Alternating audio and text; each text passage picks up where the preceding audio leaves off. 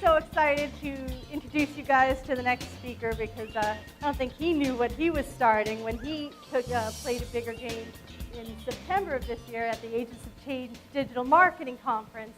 This guy is the reason Alan and I haven't slept for 2 months.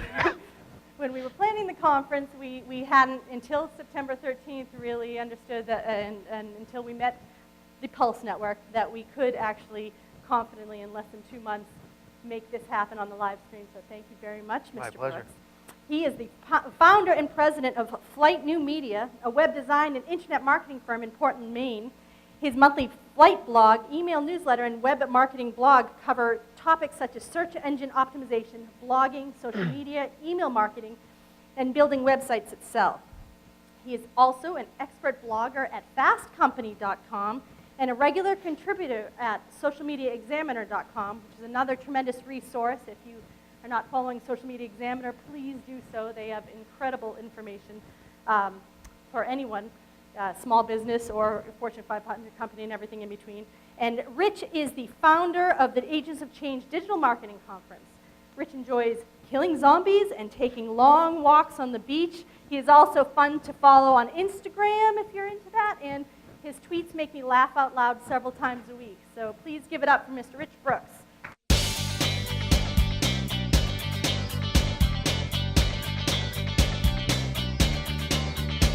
All right, I was told there's audio here, so quick question. Who here, and this may be an age gap thing, who here remembers this sound? Right, okay. That's the sound that was made when my Mac Performa hooked up with the internet over a 14.4 baud modem. Wow, that takes even longer than I remember. But that was the sound effect that my Mac Performa made when connecting to a 14.4 baud modem back in 1996 when I connected to the internet. It was amazing. Those were heady times. I mean, I didn't mind waiting 2, even 3 minutes for a simple page to download through my AOL connection. You know, and I remember pleasantly waiting 4 hours for some apps to download over that same connection. It was amazing. Fast forward to today, and if my HD movie on Netflix doesn't start downloading right now, I am on the phone to Time Warner, threatening to switch to satellite. All right? Same kind of thing. A few years ago, we go out to dinner with friends, and he has first generation the iPhone. I hadn't seen it yet, hadn't held it yet. So I asked if I can borrow it so I can look at my own website, flight.biz, on that small little screen. He hands it over, I look at it, and it is just beautiful. I mean, I'm just in love with it. It's my regular website, but like just shrunk down so it's so cute, you know? And with double taps and pinches and zooms and pans and scrolls, I can go through the whole page, go to another page, do the exact same thing. Fantastic. All of that website in my pocket. Fast forward to today, and if a website makes me treat it like a ball of dough where I'm double-clicking and zooming and everything, I leave. And you know what? According to the Pew Internet Society, 61% of people who are on a mobile device will leave your website immediately if your website is not mobile optimized. Now you may say, well, I don't know if I really care. How many people are actually coming to my website in mobile? Well, the Forrester Research Group, another well-respected group, says that by 2014, in less than 2 short years away, more than half of the web traffic is going to be delivered onto a mobile device. More than half. That means that more than half of your traffic is going to be on a mobile device.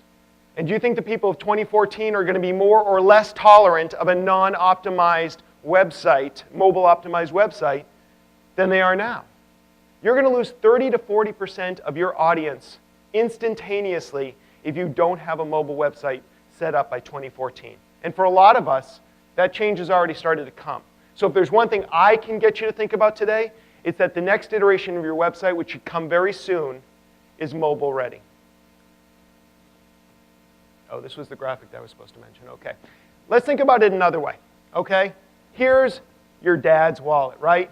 Filled with cash, hopefully, credit cards, receipts, loyalty cards, and pictures of the kids. You've probably already seen this, even if you didn't realize it, that sometimes on those machines where you slide your credit card, there's like this little insignia of 3 three half circles. If you have the right app on your phone, you can actually scan your phone in front, punch in your PIN code, and pay. And that's going to become more and more prevalent over the next few years. So very soon, we may not walk around with cash or plastic in our wallets. Loyalty cards, there's already about 3 or 4 different apps that you can use to store all of that data on your phone and just flash it in front of the person behind the counter and get your loyalty points. Photographs, my dad maybe had 4 or 5 pictures of the kids and grandkids. I now have 3,000 photos on my phone. George Costanza's wallet couldn't hold that much, okay? So when I walk out, I don't know about you, but when I walk out of the house in the morning, I'm like, phone, wallet, keys. Well, in the near future, there already are cars that you can start with your phone. So this is going to be your wallet sooner than you realize. How else are we using? Oh, I thought I got rid of this slide. Let's just skip ahead. I was trying to get down to 21 minutes. It's all on the slide anyways. How do we use our phones? Let's just think about this. We use it to play games. We use it to check the weather. We use it to check our calendars. We use it to email. We use it for entertainment, to stay on top of the news, to get the latest sports scores. We use it to surf the web. We use it to chat with our friends. We use it to find our way around town and find our way around in the dark. We use it to tweet, to Facebook, and to update our Foursquare status. And if this is the updated slides, it wasn't. I had an icon of Instagram, and I said, we use it to document our lives. Should have clicked ahead so fast. For any of you who are watching me and not that, they actually have PSAs out right now that talk about how dangerous it is to text and drive. But as you can see, we're not even safe with our phones when we're walking around the mall. So how many people here check their email or Twitter following or Facebook before they get out of bed in the morning or the last thing before they go to bed? Thank you for being honest. Everybody else, I think you're full of it. How many of you are sleeping with desktop computers in your bed? So I'm guessing, there's a couple hands here. Interesting. I'm guessing that most of you do it on a mobile device. I don't think it's a stretch to say that most of us would literally and figuratively be lost without our phones these days. And it's only going to get more intense. So if we're so aware of this, then how come we are so ignorant as marketers and business owners of the mobile revolution? How do we move forward in 2013 and 2014? There's a lot that falls under the mobile umbrella. Everything from mobile websites to QR codes to mobile apps to mobile advertising to SMS text messaging to Foursquare. Whole bunch of things. So where should you and your business or your nonprofit start? Start with a mobile-friendly website. That is the hub of your mobile marketing experience. Whatever else you do in mobile marketing, you are going to be leading people back to your website for lead capture and for building your business, whether you're doing it through QR codes, whether you're doing it through mobile email, whether you're doing it through text or chat messaging or text messaging, marketing rather, or whether you're doing it through mobile advertising. Oh, these really are my old slides. Sorry about this. I'm going to click through a few more because I only have 18 minutes. So how do you get to mobile? In 18 minutes, I can't tell you the technical side of things, but I will say there's 3 really big ways of approaching this. One is creating a mobile-friendly version of your website that's separate from your regular website, and you just use a little sniffer in there, and that builds a second one. Sends people over to a second website. This is beneficial if you have a very distinct experience you need to give to your mobile users, but the downside is that means you're now updating twice as many websites as you were 5 minutes ago. Another option is, who here is on WordPress? WordPress powers 1 out of 6 websites in the world. If you are on WordPress and you need a mobile site this afternoon, you can install WP Touch and you have it. Now, WP Touch is not the most beautiful thing when it comes out of the box, but if you have a designer or a developer you like, they can make it look a lot prettier for you. I'm a big fan of WP Touch for WordPress websites. And then the third option is the one that's very hot today, responsive web design. This is what all the web developers love, and if you say anything negative about responsive web design in front of them, they will punch you in the neck. Apparently, with responsive web design, your website will work on every browser size, every screen ever created or that ever will be created in the history of mankind. Also, CDs will never scratch. That's what else they told us. I don't necessarily believe this, but I do think responsive design may be the way forward for a lot of us. I'm sorry, I obviously gave them the wrong slide deck because I really did shorten this down. Okay, so actually, yeah. Come and I will talk to you. This is like the 45-minute version. I don't know what I was thinking here. All right, so once you have your website, how do you drive traffic to the mobile version? One way is through 2D barcodes, or QR codes they're called.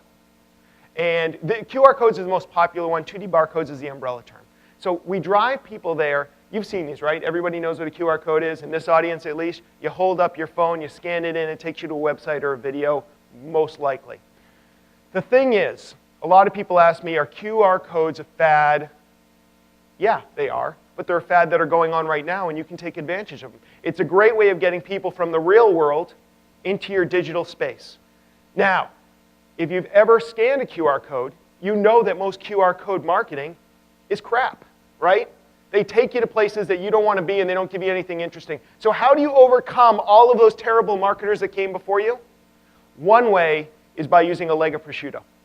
That's what we did in this campaign, to scan in. If you scanned in, you went to a deli counter, and you had the opportunity of winning an entire leg of prosciutto.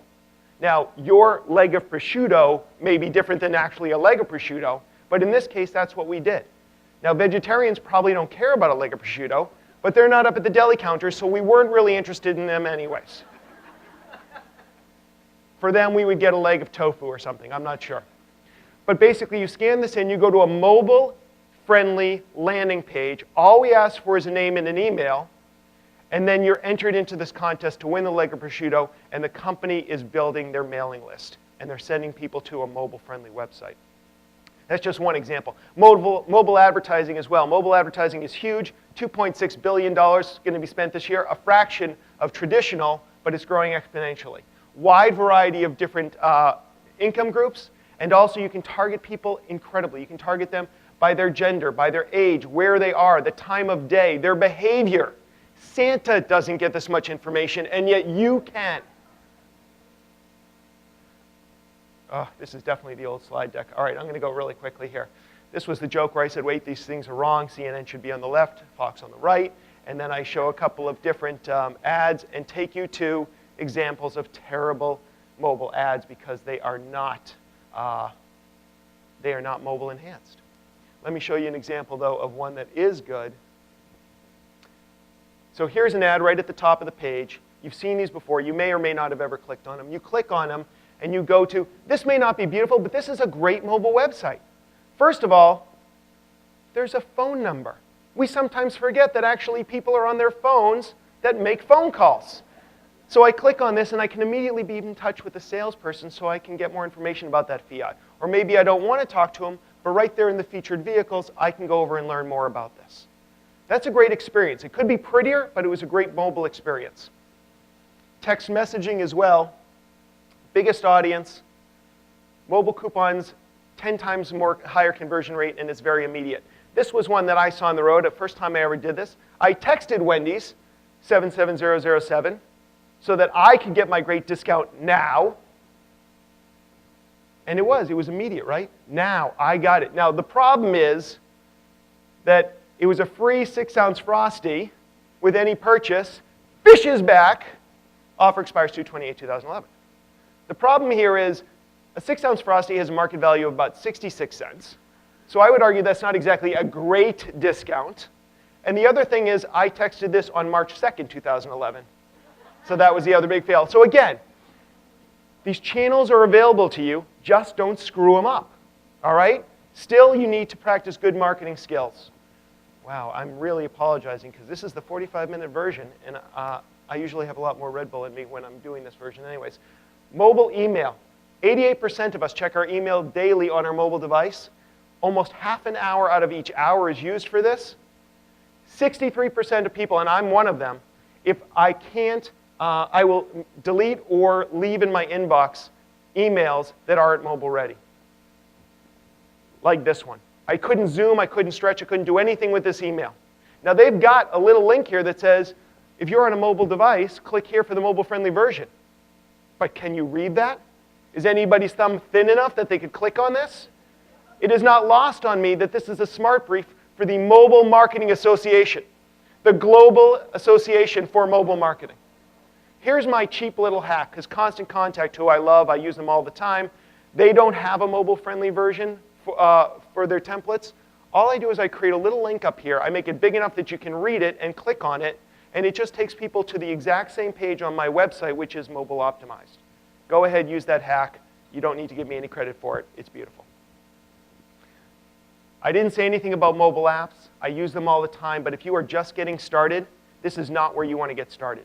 Mobile websites work for everybody on every single smartphone, where mobile apps, you're asking people to download first of all, you have to program it. Then you have to decide what platform you want it to be on. Then you got to ask people to download it. Then you hope that they put it on their front screen, because we all know after screen one, it's just this wasteland graveyard of apps that we never use anymore. So definitely don't start there. I also have taken this slide out. All right, last slide, crafting a mobile campaign. So to wrap up today, determine your goals. Too many people get excited about mobile. Oh, it's so cool, it's on my phone now, that they forget that they're actually running a business or a nonprofit with goals. So start there. Then decide whether the people who you want to talk to, are they just happen to be on their mobile devices, or are they actually, you need to react with them and interact with them because they are mobile. Start with that mobile website, then determine what channels you're going to use to drive traffic to that mobile website for conversion, and only then decide if you need an app. Thank you for my terrible slide usage today. I appreciate your time. Have a great rest of the day, everybody.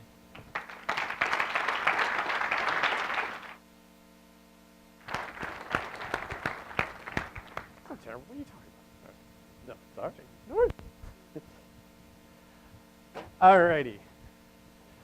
We are just about at our first break. So, one thing that we're going to play for you before you go, social media, of course, not just a United States phenomenon. It's a global phenomenon.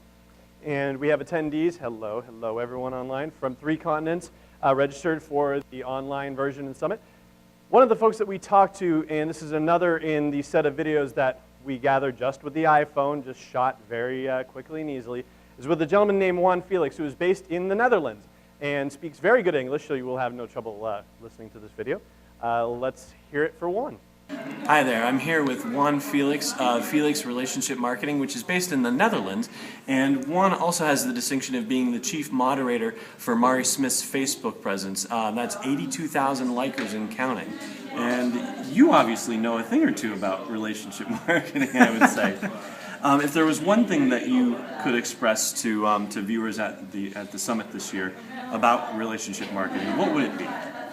Well, I think when it comes to relationship marketing, it comes to really know your audience, know what they value, their beliefs and their ideas, and if you are able to connect with those values and beliefs, you earn their trust or you gain their trust. Because if you are not able to really connect with what is of value to them, and you only talk about yourself, you really lose the relationship.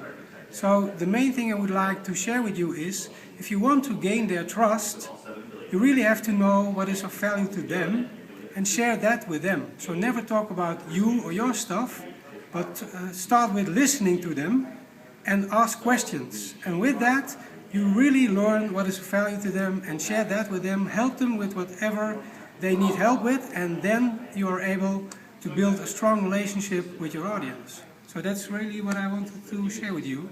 Excellent. Yeah.